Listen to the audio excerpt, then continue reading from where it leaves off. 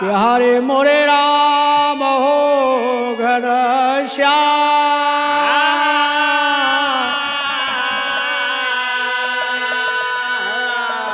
संवरिया मदन मुरारे शिव शंकर भगवान।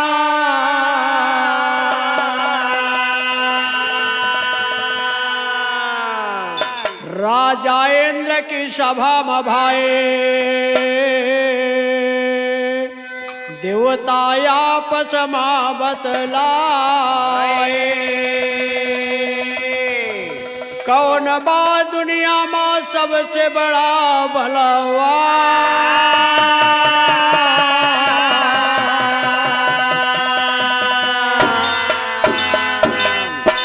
कौन बलवान सबसे बड़ा जग में आपस में बतलाओ जी। कुछ देवता कहाँ बड़े हैं हनुमत, कोई न उनसे बड़ भावा जे। इनके समान कोई नहीं योद्धा, जग मायाज दिखावा जे। हे सनी दियव कहाँ कैसे न मानो, हमें प्रमाण दिखावा जे। सनी देव कहाँ कैसे मानो, हमें प्रमाण दिखावा जे। सनी देव कहाँ कैसे मानो, हमें प्रमाण दिखावा जे। हे हमें प्रमाण दिखावा जी, हमें प्रमाण दिखावा जी। शनि देव कहे कैसे न मानो, हमें प्रमाण दिखावा जे। शनि देव कहे कैसे मानो, हमें प्रमाण दिखावा जे। शनि देव कहे कैसे मानो, हमें प्रमाण दिखावा जे। इंद्र सभा में सभी देवता आपस में चर्चा करते हैं कि भाई आज दुनिया में सबसे बड़ा योद्धा कौन है। सब देवता कहते हैं हनुमान जी हैं, उनके समान कोई योद्धा नहीं है। बाबा महाराज शनि बैठा रहे, कहीं कैसे मान ले कि हनुमान बड़ा योद्धा बाटे। अरे हम बहुत एक योद्धा ही, पहले हमसे लड़ लेते न, तब घोषित करते तो अच्छा रहा। कहें नहीं हनुमान जी बड़े हैं, आप उस पर चर्चा मत करिए। लेकिन बताते हैं कैसे। देवता कहाँ है सिया हरि रावण, लंका मालई जावा जे। तब नहीं बजरंग बली भाई, सिया कई खबर लगावा जे। सारी खबर राम का दीने, सेना साज के जावा जे। भैया संगार रावण का तब है, सीता जी का लैया वाजे। भाई संगार रावण का देखा, सीता के लैया वाजे। भाई संगार रावण का देखा, सीता के लैया वाजे। सीता का लैया वाजी हो, सीता के लैया वाजी। भाई संगार रावण का देखा, सीता के लैया वाजी।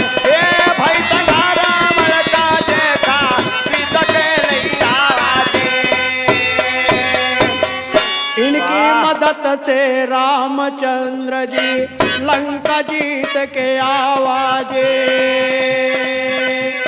करि गुणगान देव हनुमत के, जय जयकार लगावा जे। सुन के प्रशंसा शनि गुसावे, तुरत राहत कावा जे। बीच डगर माव नहीं पहुँचे, शनि जी से टकरावा जे। नहीं पहुँचे, शनि जी से टकरावा जे।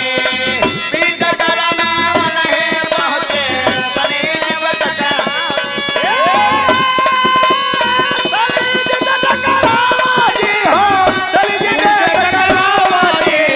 बीच डगर माव नहीं पहुँचे, शनि जी से टकरावा।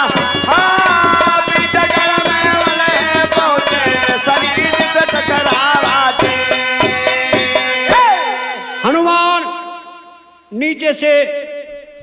जा रहे हैं वाह। और शनि महाराज ऊपर से आ रहे हैं। हाँ। बीच में दोनों में टक्कर हो गई।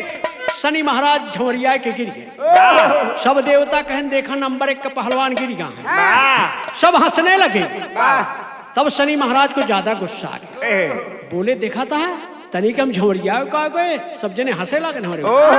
तुरंत गुस्सा हुई कि अर्जुन महाराज शनि महाराज आगे निकलते हैं। कहत का बाटे लागत डगर धक्का शनि जी गिर गए, देवता हंसे उड़ावा।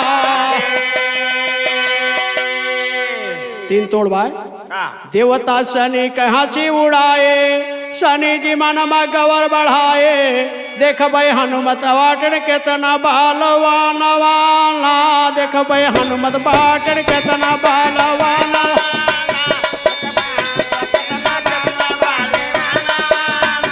देख भाई कितना बलवान, भीड़ भय रघुबर ते मैदान, तब तक दाह बुझाए हमारे ललन वाला।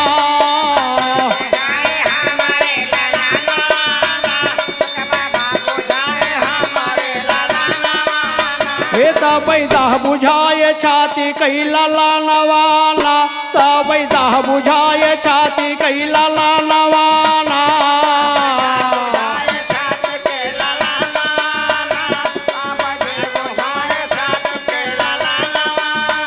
शनि जी पहुँचे गंगा तट पे जाई, जहाँ पे कौशिक कुटी बनाई। मुनि सुबह कारत रही ले आसनान वाला।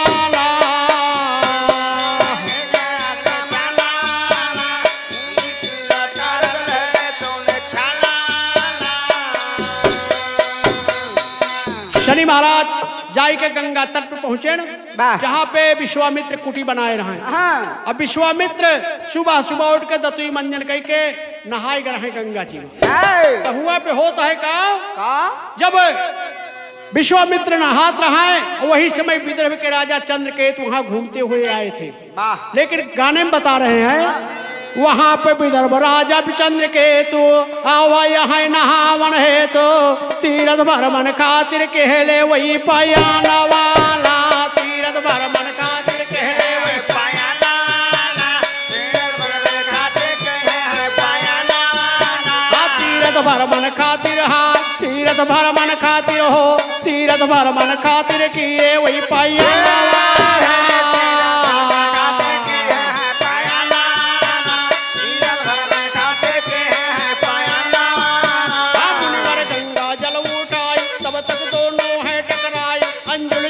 मुनिवर गिरे वो ही चले,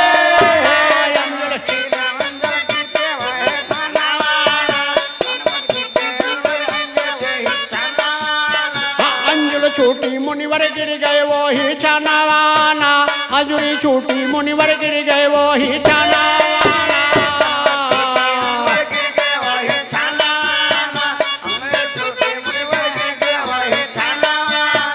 रामचंद्र सिंह लिखे बयान, राजा जाने नहीं बयान। मुनिवर क्रोधित हो के गए अवध दरमियान वाला।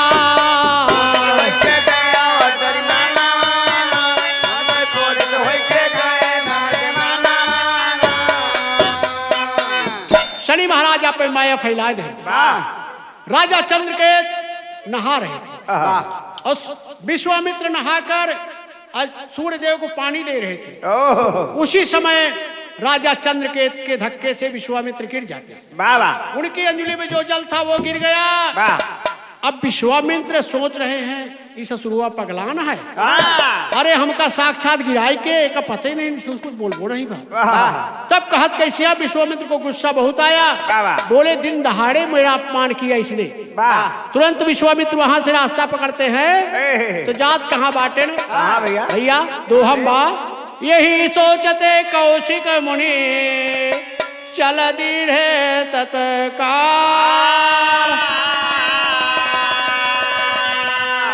चल कर आए सभा में बैठे जहां कृपा।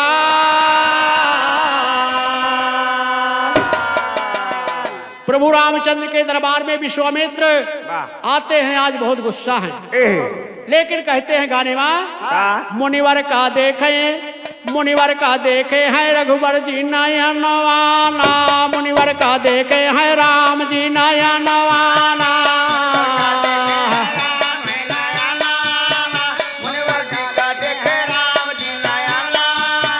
मुनिवर का देखे हैं राम जी नयनवाना, मुनिवर का देखे हैं राम जी नयनवाना।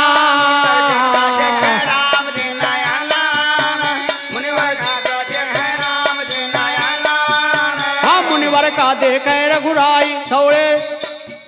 मुनि विश्वामित्र को रामचंद्र जी देखकर घबरा जाते हैं, सोचते हैं ये कैसे आ गए हमारे दरबार में आ जाए। लेकिन कहते हैं क्या, मुनिवर का देख के रामचंद्र जी छोड़ी के धाये असनवाना। हरे करी प्रणाम मुनि विश्वामित्र का, लाई के बिठावई असनवाना।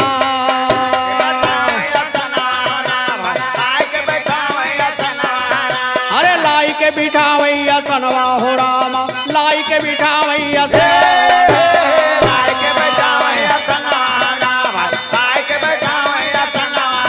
अरे यादर सत्कार करे वही मुनिवर कई, तू बोले मीठे बचन।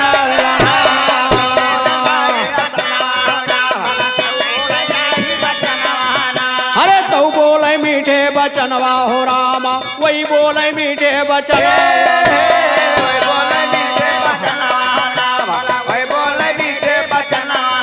अरे कौने कारण आया गुरुजी, हमसे बतावा कारणवाना।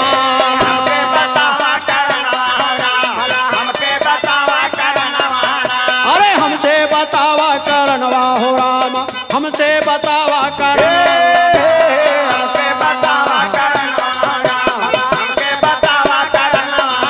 अरे कौने कारण आया गुरुजी, हमसे बतावा करनवा।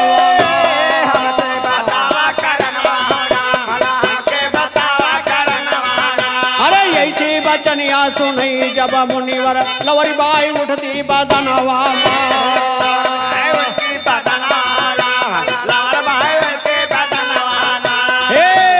तुमरे अवधई में देखा, तोहरे न तनिको समनवाना।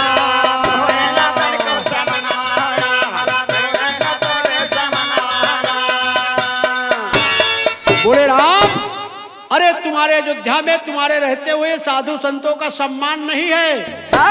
अरे दिन दहाड़े लोग हम संतों को मार रहे हैं, ढकेल रहे हैं। राम बोले गुरुजी ऐसे कैसे हो सकता है? अरे हमको तो कुछ खबर ही नहीं है। अरे बोले तुम दरबार में बैठ के केवल दरबार करो, बाकी हम पर क्या गुजर रही हमको मालूम है। तब विश्वामित्र की बात सुनकर राम बतलाते हैं, कहते हैं गुरुजी आप पूरा पूरा बताइए क्या हुआ आपके साथ में। तब कहा बाटे, अरे कवन सताया तो का गुरुजी, हमसे बतावा यही न छना। अरे वो का दंड हम देवे दिलाई, कह ब्याजवन यही छना।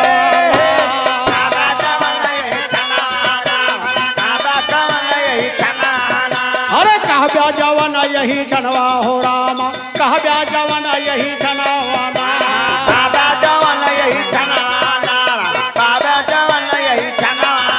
अरे द्रौपदी राजा चंद्र के तुझे हम का कहना परेशान वाला।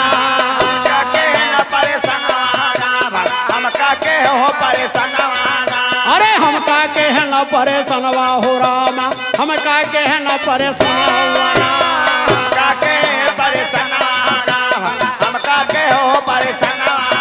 अरे साधु संत कई अपमान करता, हमारा की हस अपमनावा।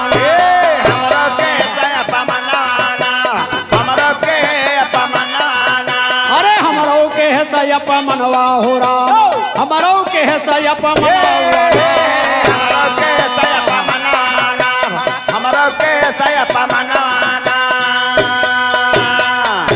विश्वामित्र बोले राम, अरे विदर्भ का राजा चंद्रकेत साधु संतों का सम्मान नहीं करना चाहता, उसने मेरा अपमान किया और मेरे को पूजा नहीं करने दिया, मेरे को धक्का देकर गिरा दिया।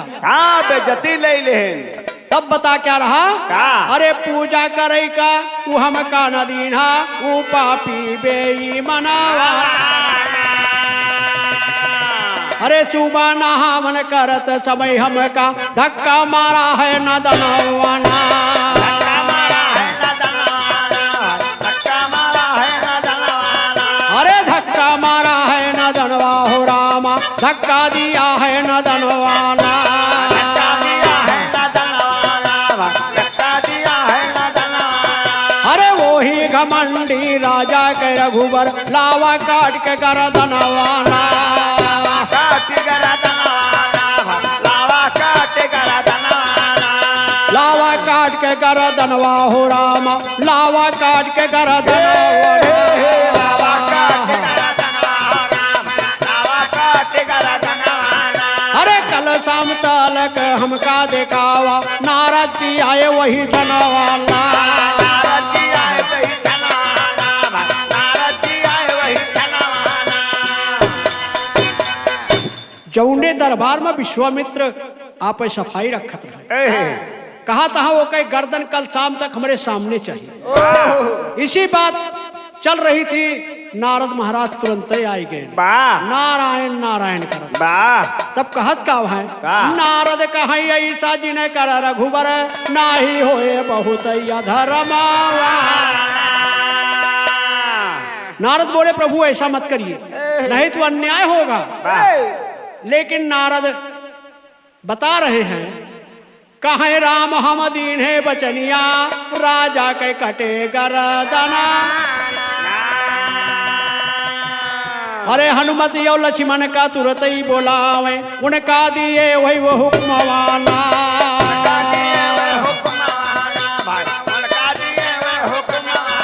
अरे उनका देहन वही हुक्मवा हो रामा, उनका दिए वही हुक्मवाना।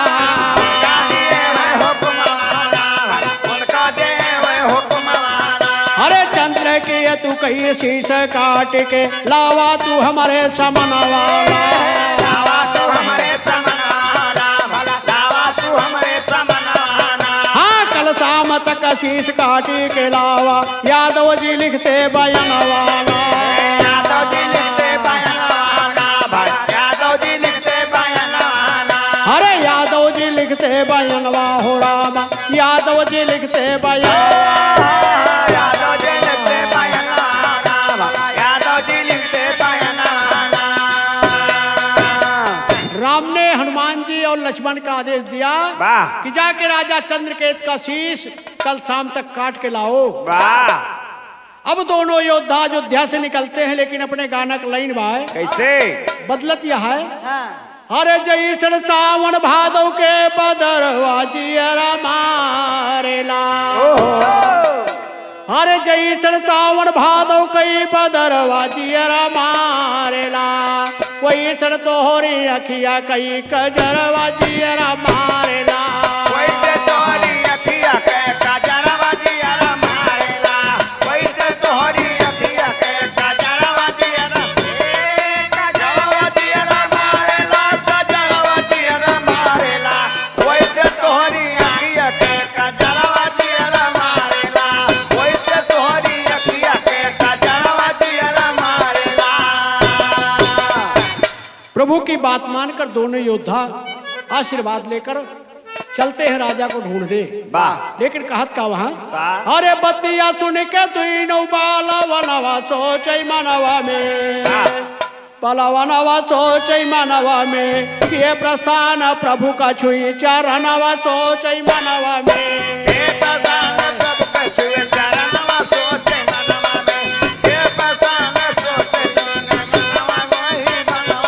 चरणवा तौने छनवा में, चरणवा सोचै मनवा में, किए प्रस्थान प्रभु का छुई चरणवा सोचै मनवा में।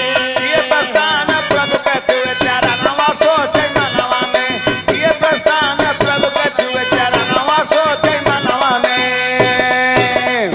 अरे लक्ष्मण यो हनुमत लेले रही सीधारे, हर नारद मुनि पहुँचे राजा के आगाए।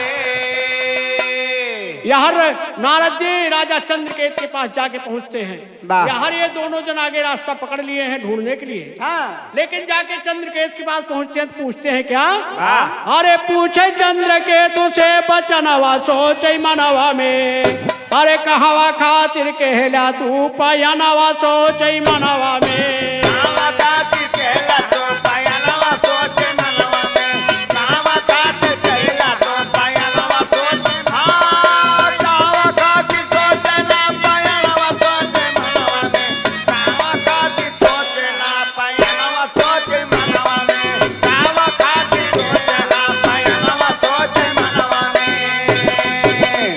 नारद पहुंचे, नारायण हरि नारायण बीड़ा बजाए।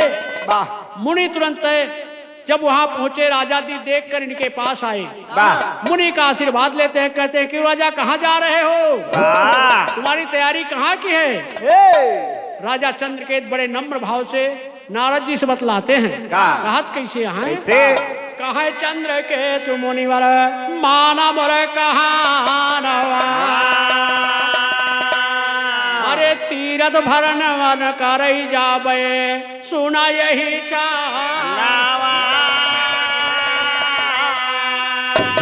कहते हैं मैं तीरथ भ्रमण करने के लिए निकला हूँ, ऐसी साथ अयोध्या जाऊंगा, प्रभु राम का दर्शन करूंगा, अयोध्या देखूंगा। जब नारद अयोध्या का नाम सुने न, कहे न तो अपनी जात बा मारे की बरी एक लैया की जरूरत ही न पड़ी। तो नारद बताते हैं क्या भैया, अरे यही बात हमारा यारा मनवा सोचई मनवा में। नारद कहने लागे तो उन्हें छनवा सोचई मनवा में।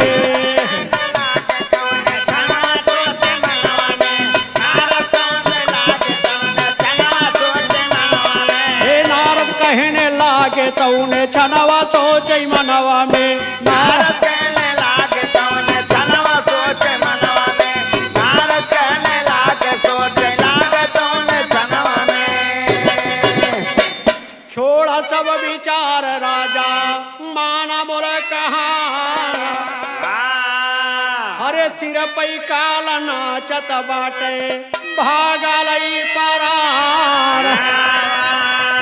अरे सुन के बात चौक के बोले रजनवा सोचई मनवा में। अरे हो के दयालु बोले कैस बचनवा सोचई मनवा में। दयालु बोले कैस बचनवा सोचे मनवा में। हो दयालु बोले कैस बचनवा हो दयालु बोले कैस बचनवा सोचे मनवा सोचे मनवा में। हो दयालु सोचे कैस बचनवा सोचे मनवा में। हो दयालु सोचे दयालवा सोचे मनवा में। बोले मुनि जी आप इतने दयालु होते हुए ऐसे कड़े शब्द कैसे बोल रहे हैं? वाह। अरे आपसे तो सब लोग बड़ी उम्मीद करते हैं। हाँ। आप कह रहे मेरे सर पर काल नाच रहा। वाह वाह। बोले मैं सत्य कह रहा हूँ, लेकिन बताते हैं अरे कोई गुनाह नहीं किया मुनिधारे। अरे मैं फिर कैसे दंड बाटे बोला तू तीखा। नारद बोले तुमने कोई गलती नहीं किया। बोले नहीं। बोले आज सुबह का प्रकरण है तुम्हारा। बोले क्या हुआ? अरे आज सुबह कई कथनवा सोचई मनवा में। कौशिक जी का कहला पारे सनवा सोचई मनवा में। कौशिक मन का कहला पारे सनवा सोचे मनवा में। कौशिक जी का कहला पारे सनवा सोचे मनवा में। हे कौशिक जी का कहला पारे सनवा सोचई मनवा में। कौशिक जी का कहला पारे सनवा सोचे मनवा में। कौशिक जी का कहला पारे सनवा सोचे मनवा में। नारद बोले तुमने आज सुबह विश्वामित्र को परेशान कर दिया इसी गंगा नदी में। बाबा। राजा बोले प्रभु मैंने विश्वामित्र को तो आज कई महीनों से देखा तक नहीं है, मैं परेशान कब कर दिया? अरे बोले तुम्हारा ध्यान नहीं है। लेकिन लाइन बदलत यह है कैसे? राधे श्याम माँ दे रहे थे अर्घ सूर्य को अंजुलि में जल लिए हुए। धक्का से गिराया भूमि में जल इस हेतु मुनि यस कुपित हुए।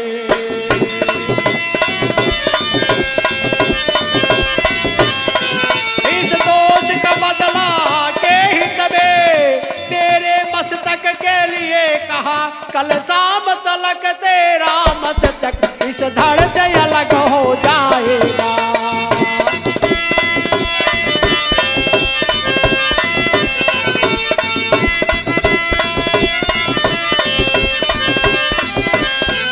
कल शाम तलक तेरा मस्तक अरे इस धड़ से अलग हो जाएगा।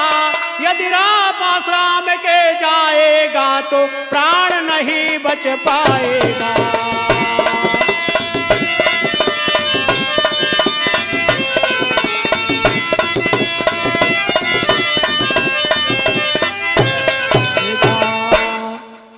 राजा दुखी हो गए, बोले प्रभु मैंने किस जन्म का गलती का यहाँ आके निपटारा मेरे होने वाला। मैं तो बड़ी खुशी खुशी से घर से निकला था, लेकिन अपने गाना का लाइन बाय नरमी कलैया हमारो, नरमी कलैया हमारो चुभी जाला कंगनवा। नरमी कलैया सुकुमार हो चुभी जाला कंगनवा। नरमी कलैया सुकुमार हो चुभी जाला कंगनवा। नरमी कलैया हमारो चुभी जाला कंगनवा। नरमी कलैया सुकुमार हो चुभी जाला कंगनवा। नरमी कलैया सुकुमार हो चुभी जाला कंगनवा। इसी तर्ज में राजा जी दुखी दुखी मन से बोलते हैं, अरे राजा दुखी भय अपार हो सुने मुनि के वचनवा। राजा दुखी भय अपार हो सुने मुनि के वचनवा। राजा दुखी भय अपार हो सुने मुनि के वचनवा। हाँ राजा दुखी भय अपार हो सुने मुनि के वचनवा। राजा दुखी भय अपार हो सुने मुनि के वचनवा। राजा दुखी भय अपार हो सुने मुनि के वचनवा। जीवन का दीप कल बुझ जाएगा, जीवन का दीप कल बुझ जाएगा। जीवन का दीप कल बुझ जाएगा। हाँ बुझ जाएगा हो बुझ जाएगा। बुझ जाएगा जीवन का दीप बुझ जाएगा। अरे कावई करू करता रहो सुनि मुनि के वचनवा। कावई करता रहो सुनि मुनि के वचनवा।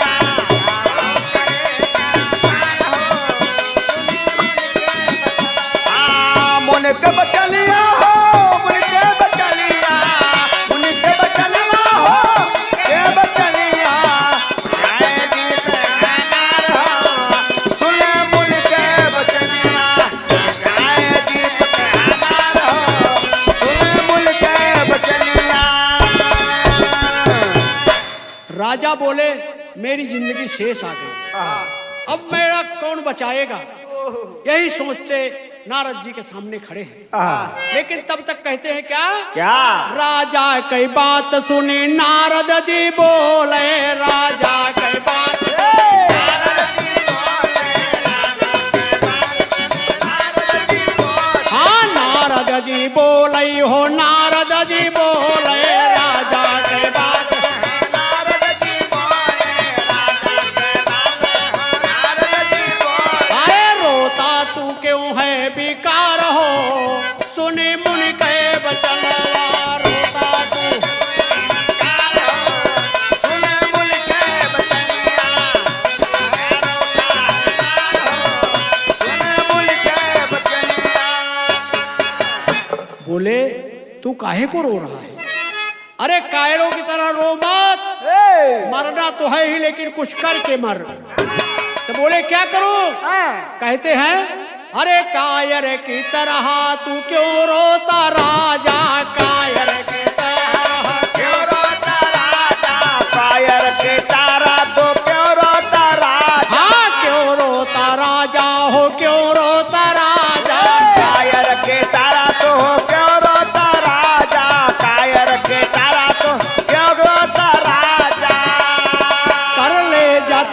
कुछ यार हो सुने मुन के बचन जतन कुछ यार हो सुन मुल के बचनिया जतन कुछ यार हो सुन मुल के बचनिया कर ले जतन कुछ यार हो सुने मुन के बचनवा कर ले बचन कुछ यार हो सुन मुल के बचनिया कर ले जतन कुछ यार हो सुन मुल के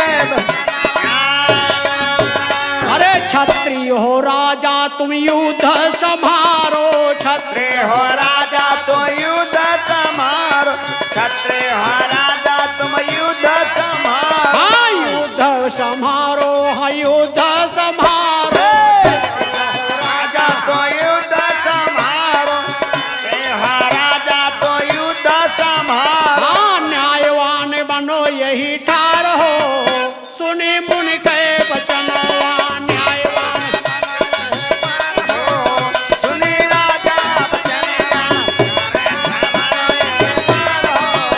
सुनी राजा बचनिया हाँ न्यायवान बनो यही ठार हो सुने मुन के बचनवा न्यायवान सुनी राजा बचनिया सुनी राजा बचनिया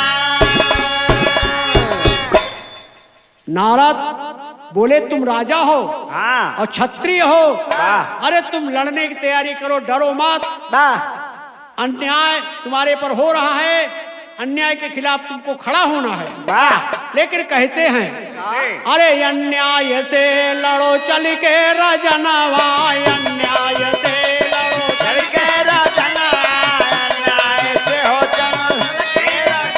हे चल के रजनवा हो चल के रजनवा चल के रजनवा हो चल के राजना न्याय से हो चल के राजना अरे माना तू बतिया हमार हो सुने मुन के बचनवा माना तो बतिया हमारो सुनी राजा के बतिया सुनी राजा के बतिया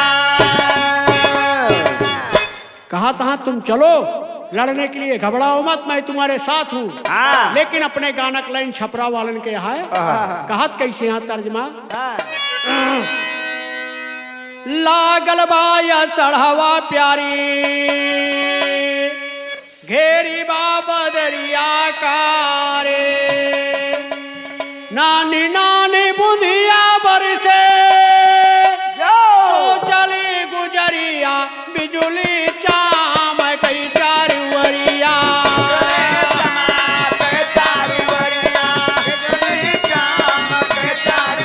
बिजुली चाम कई चारी वरिया बिजुली चाम कई चारी वरिया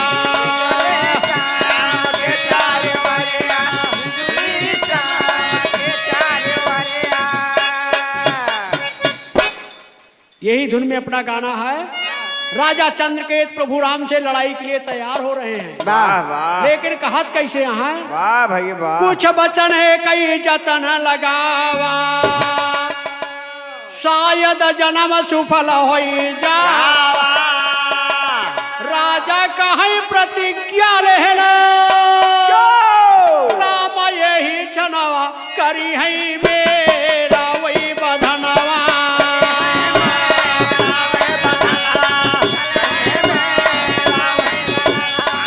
करी है मेरा वही बधनवा करी है मेरा वही बधनवा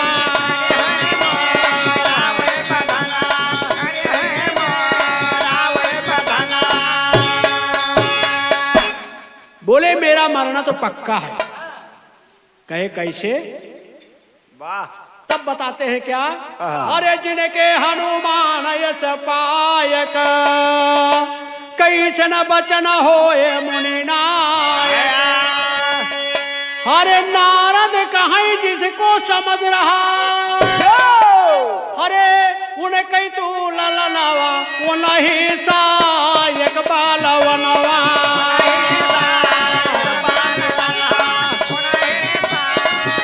हाँ वो नहीं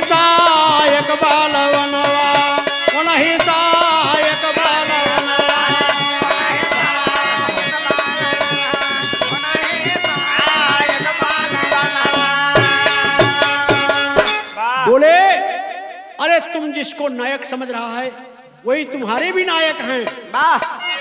हनुमान जी अंजनी के बेटा जिनको पूरा भार मिला है, बाबा अधिकार मिला है तुमको पकड़ने का, वही तुम्हारी तरफ से लड़ेंगे। बोले महाराज कैसे संभव है? अरे बोले उनका तो लक्ष्मण महाराज के साथे भेजा है हमका मारे के बड़े, लेकिन बताते हैं कैसे भैया।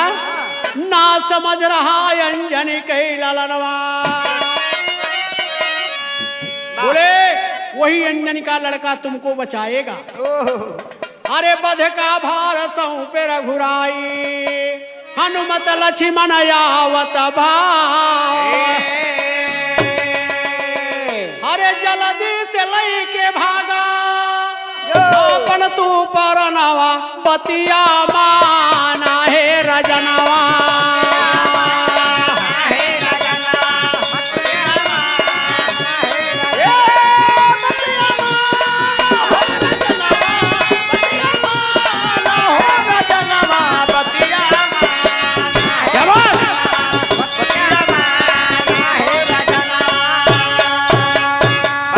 नारद बोले भागो। वाह भैया, भागो, जान लेकर तुम राम क्या कर सकते हम देखेंगे। तो कहते हैं क्या? कहते हैं उन्हीं को भार मिला है तुमको मारने का, वही तुम्हारी तरफ से तुम्हारी रक्षा करेंगे। अरे किसके शरण में अब मैं जाऊं, कैसन अपना प्राण बचाऊं। अरे कौन करेगा मदद मेरी, अरे राम के समनवा कैसन बाचे मोर परनवा।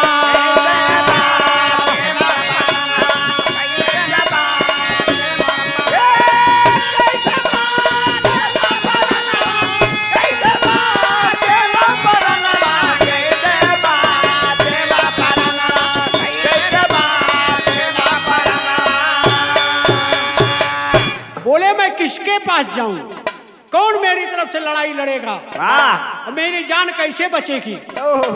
तब नारद जी कहते हैं कर्म करो निर्भय होई ज्ञाने, बचेगी तेरी फिर जिंदगानी। अरे जल्दी से चाला राजा, अरे तू गहनवा अब न कारा तू बेलहमवा।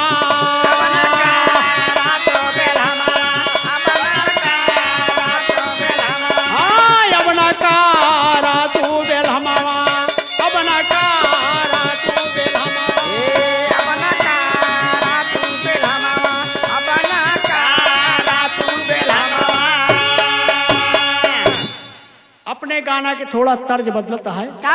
नारद और राजा चंद्रकेत रास्ता पकड़े हैं अपनी जान बचाने के लिए राजा, लेकिन कहा कैसे यहाँ गाने की लाइन बाय।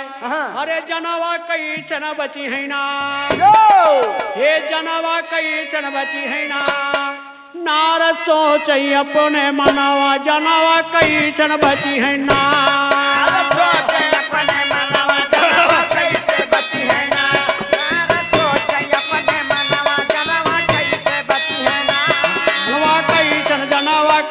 जनवा कई सन बची है ना, नारद सोचे अपने मनवा जनवा कैसे बची है ना, नारद सोचे अपने मनवा जनवा कैसे बची है ना। नारद कहे भूप माना कहनवा, माता अंजनी पर्वत पैलनवा। अरे जात्या वो नहीं के ठेकानवा जनवा कई सन बची है ना, वो नहीं के ठेकानवा जनवा कैसे बची है ना, वो नहीं के ठेकानवा जनवा कैसे बची है ना। हाँ जनवा कई सन जनवा कई सन जनवा कई सन बची है ना, वो नहीं के ठेकानवा जनवा कैसे बची है ना, वो नहीं के ठेकानवा जनवा कैसे बची है ना। नारद बोले वहां पहुंचो, उस माता का चरण पकड़ लो, और जब तक तुमको आशीर्वाद न दे जब तक उसका चरण मत छोड़ना। लेकिन कहते हैं उसके पास जा तू ही न पकड़ा चरणवा, अरे उन्हीं से बचेगी भैया तो हो रही परनवा। बाबा अरे पाँव पकड़ी के करा रुदनवा जनवा कैसे बची है ना। पाँव पकड़ के करा रुदनवा जनवा कैसे बची है ना। पाँव पकड़ के करा रुदनवा जनवा कैसे बची है ना। जनवा कैसन बची है ना। पाँव पकड़ के करा रुदनवा जनवा कैसे बची है ना। पाँव पकड़ के करा रुदनवा जनवा कैसे बची है ना। तो का उठावई तब वही अंजनी माई। अरे तीन तिरवाचा तब ले हाथू कराए। तब बोला उनके समनवा जनवा कैसन बची है ना।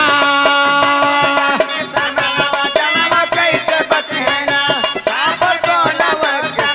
जनवा कैसे बची है ना। बोला उनके तू समनवा जनवा कैसन बची है ना।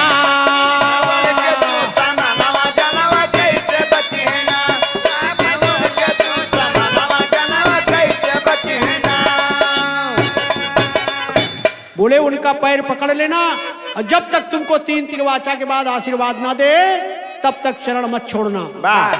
राजा बोले ठीक है प्रभु आप तो चलिए साथ में। बोले मैं नहीं चलूंगा तुमको अकेले सफर तय करना होगा। तब राजा रास्ता पकड़ते हैं। सुन के बचन राजा पकड़े डगरिया। अंजनी ध्यान धरे सजना की वरिया। उस समय मां अंजनी अपने पति के ध्यान में खोई हुई थी। और राजा चंद्रकेत उनके पर्वत पर जाके पहुंचते हैं जहां वो रुकी है। जाके पहुंचते हैं माता अंजनी के सामने। पड़ी आवाज तूने छनवा जनवा कैसन बची है ना।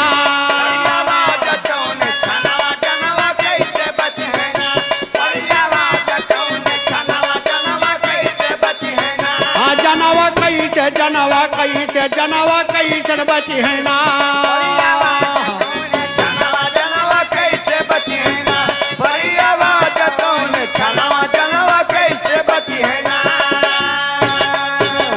राजा माँ अंजनी के दरवाजे पर जाके जोर जोर से आवाज करते हैं।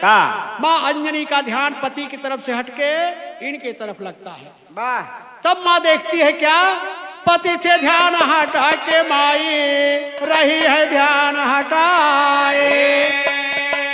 अरे देख सामने भूप कव नहीं पूछती है मन लाए।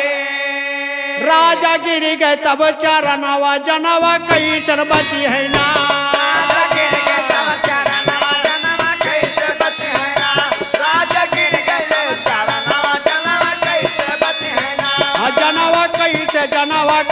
जनवा कैसन बची है ना।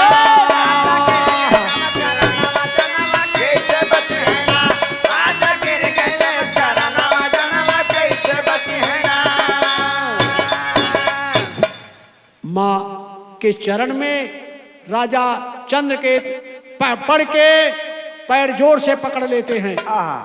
लेकिन अपने गाना का लाइन बदलत है छपरहिया माँ। छपरहिया नहीं देवरिया। देखा देवरिया वाले गावत। लेकिन बतावत कैसे है। अरे गोरखपुरा कई गोरी बिटिवा। अरे बुढ़वा में बांध पगाड़िया। अरे अपने सजनवा से चूल्हा पोतावई अपना घूमई बाजारिया।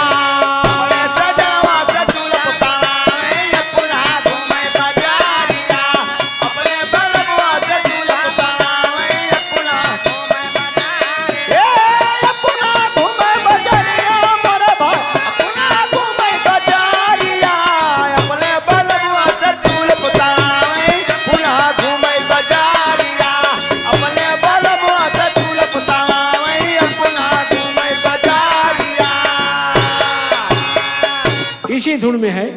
हरे करते रुदनवा चरणवा में पड़ के।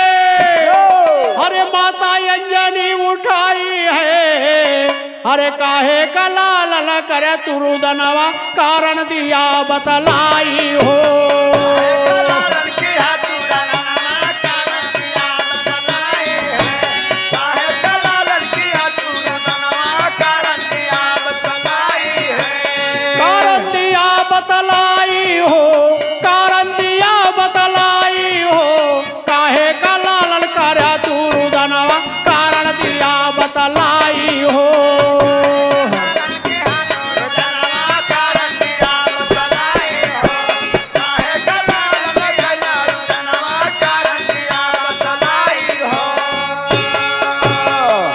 बोली बेटा अरे तुम क्यों रो रहे हो मेरा पैर पकड़ के? क्या कारण है, तुम कारण बताओ। कहत कैसे बाटे? अरे कारण बताए दिया हमसे लालन, अरे चिंता दिया तू हटाई हो, अरे सारी मुसीबत दे बई बिटाई तू हिंदी ने घबराई हो।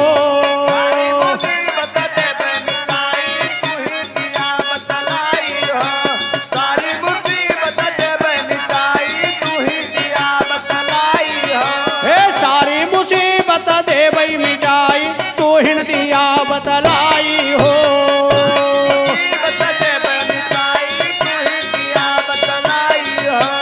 सारी मुसीबत बताई हो। राजा बोले माँ मैं तुम्हारे से मदद की उम्मीद लेकर आया हूँ, लेकिन लोग उसी की मदद करते हैं जो बड़ा बलवान होता है। बोली आखिर बात क्या है? राजा कहते हैं राजा कहाँ सब उसी की मदद करे, अरे जो जग में बलदाई हो, हम निरबल का कौन ही बचावे, हमारी मौती अब आई हो।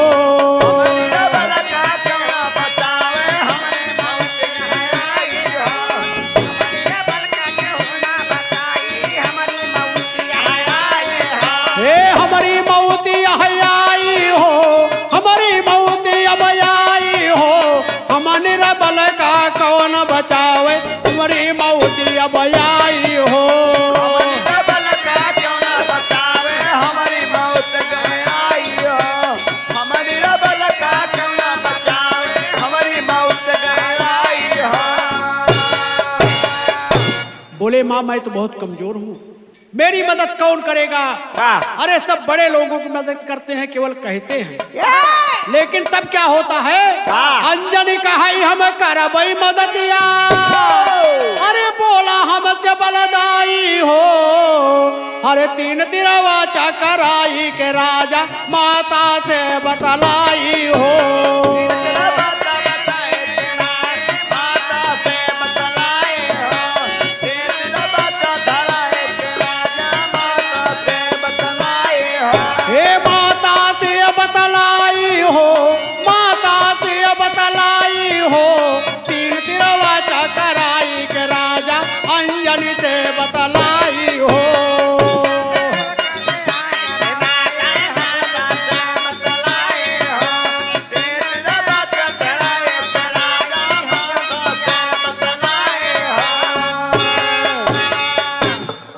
माँ से कसम खवाए ले कहीं तोहरे बरे हम जौन कहबे तौन करबे, तोरी तरफ से हम लड़ाई लड़बे।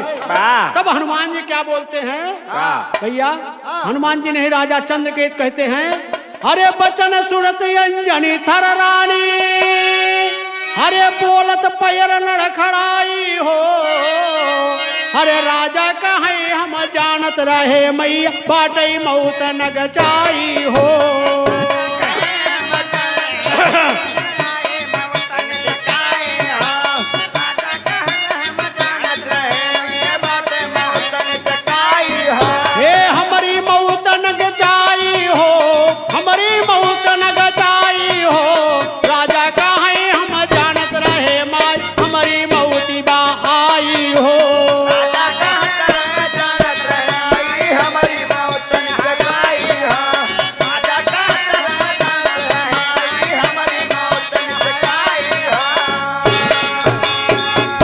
जब अंजनी के काने आवाज पड़ी कि प्रभु राम हमारे दुश्मन हैं और उनके सहायक हमका मारे के बड़े आवत हैं और वो नहीं से आप हमका बचाए ले, तब अंजनी थोड़ा गंभीर हुई, थोड़ा लड़खड़ानी।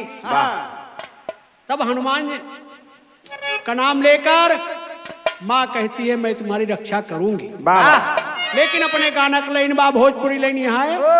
अरे अंजनी कहाई जनवाले अब बचाई मोरे लालना, अरे अंजनी कहाई जान ले भाई बचाई मोरे लालना, हम हिन कर भाई रघुबर से लड़ाई मोरे लालना।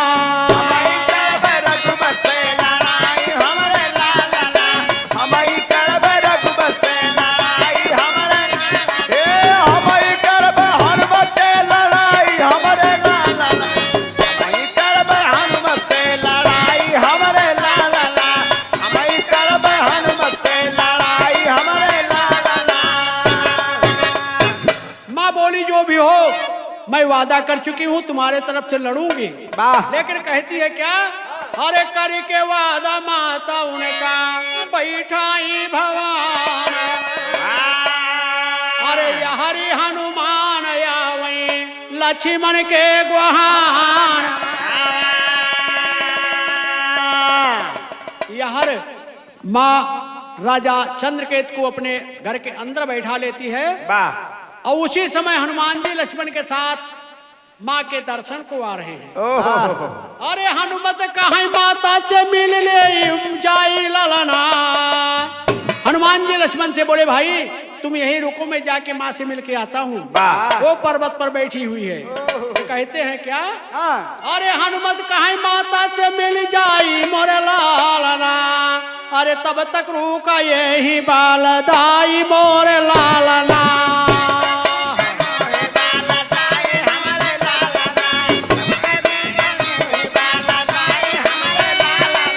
तब तक रुका यही बालदाई मोरे लालना।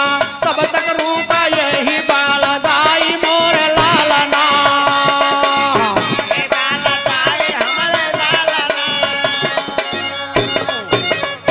हनुमत आवे माता अंजनी देखी है नया नवा।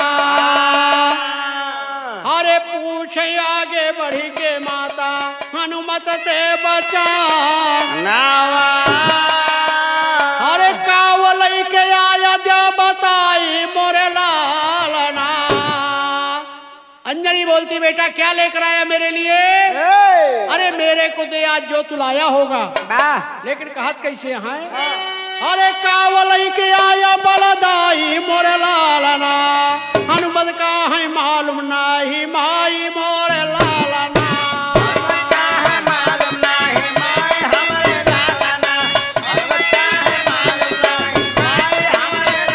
ए माई हमारे लालना हो, माई हमारे लालना। हनुमत का है मालूम नाही माई हमारे लालना।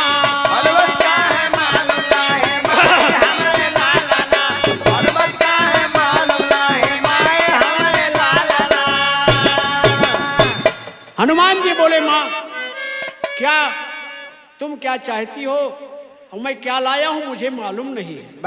तब कहते हैं, अरे कावलई के आया। माता पूछती है, अरे कावलई के आई नहीं था मालूम महातारे। अरे जवन पास बाटई मांगा देव यही बात। बोले, माँ जो मेरे पास है तू बोल, मैं वो देने को तैयार हूँ। तब कहत कैसे, यहाँ अरे तोहरी मनसा पूरे करा दे विदाई मोरे लालना।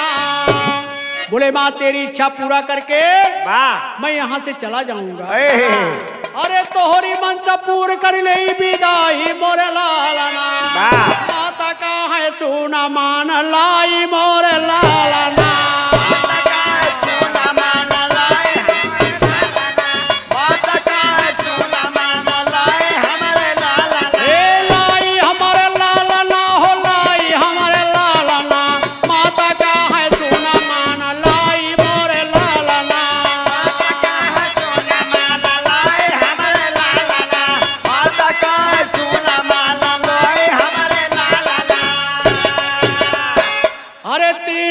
वाचा करके बोली महाता।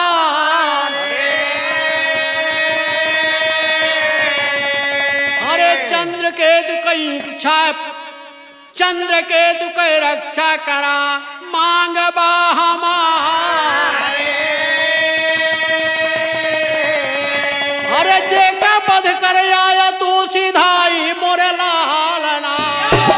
उनकी रक्षा करा आज भाई मोरे लालना।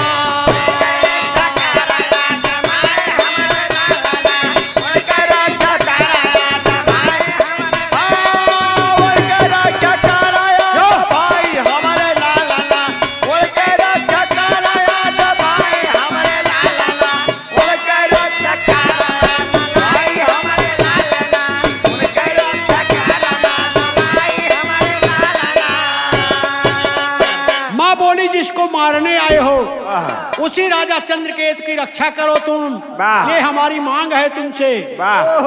लेकिन तब माँ की बात सुनकर हनुमान जी थोड़ा थर घबरा जाते हैं।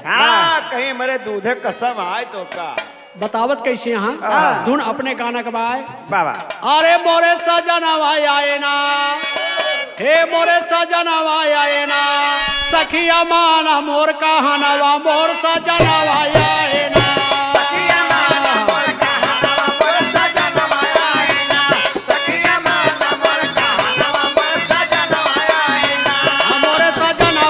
सजनवा हे सजनवा आए ना,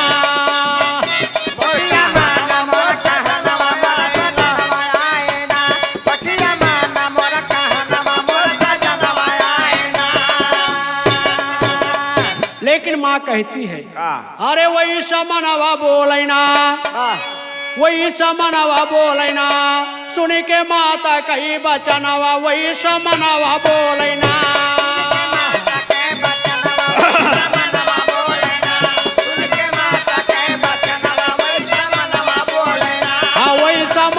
वही समनवा हाँ समनवा बोलना,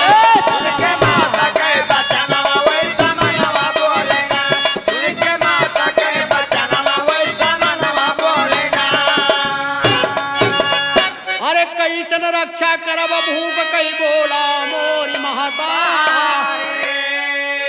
अरे जिनका वध करने का मेरे ऊपर डाले अवध बिहार, तड़प के बोले तब माया नवा, वही समनवा बोलना।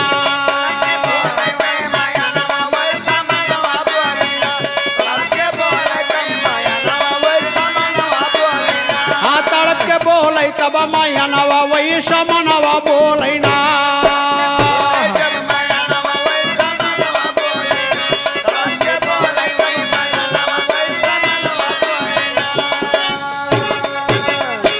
अरे जिनके पास मताकत हो वही उनके सब ही साथे, राम के पास मताकत बाटे, अरे यही से तू उनका साथी, इनका कोई नहीं जहानवा, वही समनवा बोलना।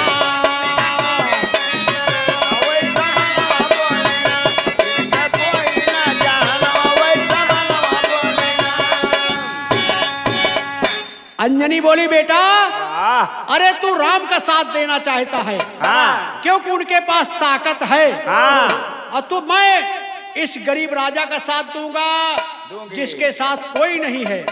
माँ ने वचन दिया है। बोले मैं वचन दे चुकी हूँ, अब तू मेरा साथ मत दे जा, तू चला जा यहाँ से। तब हनुमान जी को बड़ा कष्ट होता, लेकिन कहते हैं अरे भाग यहाँ से, अब तू बेटा लूंगी इनके बचाए, अरे राम की ताकत से मैं लड़ूंगी, अरे जब तक दम है भाई जाने दूंगी नहीं ललनवा, वही समनवा बोलना।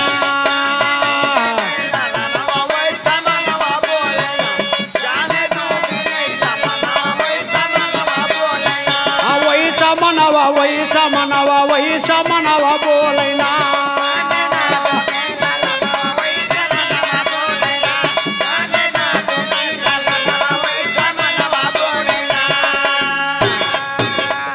बोले मैं राजा को मेरे से पहले नहीं मरने दूंगी, पहले मैं मरूंगा बाद में राजा मरेगा, ये मेरी वचन है, तू जा यहाँ से राम का साथ दे। मर जाऊंगी। तब हनुमान जी को बड़ा कष्ट होता है, कहन ससुर कहे कि हम नौकरी के करे बड़े करते हैं, हमरे महतारी अगर यहो मर जाए तो हमरा करबे का दुनिया में रह के। अब हनुमान जी बोलते हैं, अरे सुन के बात अंजनी के हनुमत सोचे ध्यान लगा, अरे रक्षा करबई हम राजा के, अरे रहीले ध्यान लगाए, सुन के अंजन कही बचनवा वही समनवा बोलना।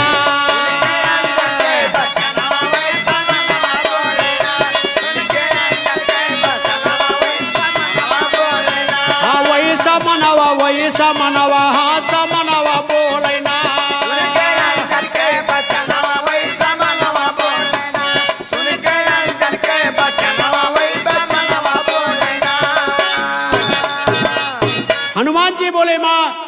जा मैं तेरे लिए लड़ूं आराम से, अपने भगवान से लड़ूंगा मैं, लेकिन तेरी वचन की रक्षा में करूंगा। तब हनुमान जी क्या करते हैं, सुन के वचन अंजनी कहे हनुमत, सोचे ध्यान लगा, अरे रक्षा कर भाई हम राजा के, अरे सुन ले हमारी माई, चाहे जा वही मोर समनवा वही परनवा बोले ना,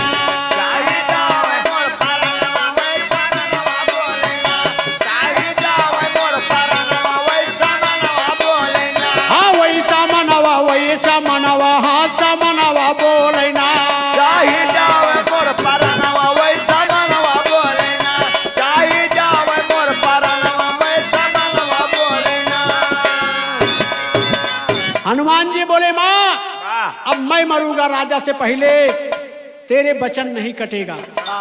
तब हनुमान जी क्या करते हैं, आप ही पूछिया घुमाए के गुंडा बनाए लेते न, उसी पूछ के भीतर राजा चंद्रकेतु को बैठा लेते, कहते माँ अब मैं नहीं जाऊंगा, तू बाहर जा, अब मैं इसकी रखवाली यहीं पर करूंगा तेरे घर में। अब हनुमान जी पूछ के बीच में राजा को बैठा के बैठ गए हैं घर में, लेकिन कहत कैसे हैं, अरे पूछ के बीच में करी राजा का बैठे वही भवनवा, अरे लक्ष्मण बाहर रास्ता देखई, अरे मनवा करे गुणनवा, आवई हनुमत के समनवा वही बचनवा बोलना, आवे हनुमत के समनवा वही बचनवा बोलना, आवे हनुमत के समनवा वही बचनवा बोलना, आवई बचनवा वही बचनवा वही बचनवा बोलना, आवे हनुमत के समनवा वही बचनवा बोलना, आवे हनुमत के समनवा वही बचनवा बोलना।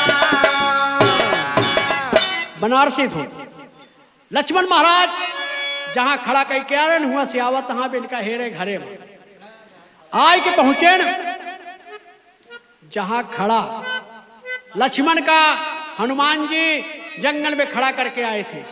अब इंतजार करते करते थक गए, तब वहां से आते हैं इनके घर पर। अब देखा तहां ते बैठा है आराम से पूंछ लपेट के गुंडा बनाई के, गोलाई बना जे लंबे चौड़े। हनुमान जी से लक्ष्मण पूछते हैं कि भैया क्या बात है, आए रे हम माई के दर्शन करे, किस गुंडा बुलाया, और तू नहीं करते नहीं, क्या बात है, बैठा है घर में। लेकिन अपने गाना बनारसी भाई, अरे लक्ष्मण का है हनुमत देरिया लगाया, कारण कवाना भैया दिया बतला, कारण कवाना भैया दिया बतला, कल शाम तक कई मिली भाषमैया भैया, सुनी के बचन राहन हनुमत बतला, सुनी के बचाना हनुमत राहे बतला, हम नहीं चलबई भैया तोहरे गुहाना, रक्षा करबई चंद्र के तू के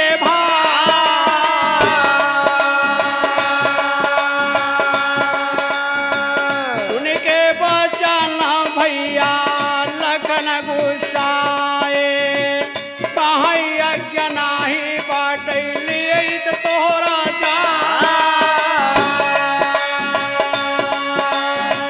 कहीं यज्ञ नाही बाटली तोहरा जा,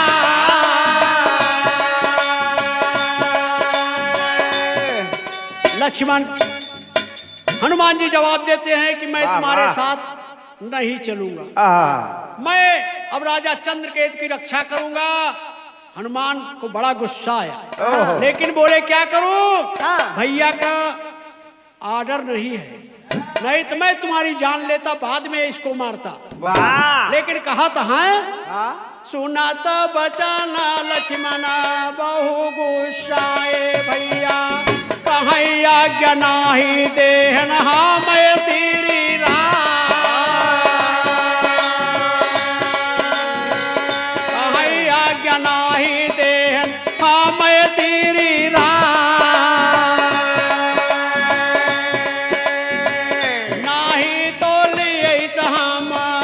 अंगनावा तुहार पहले सरी के लखाना भैया भैया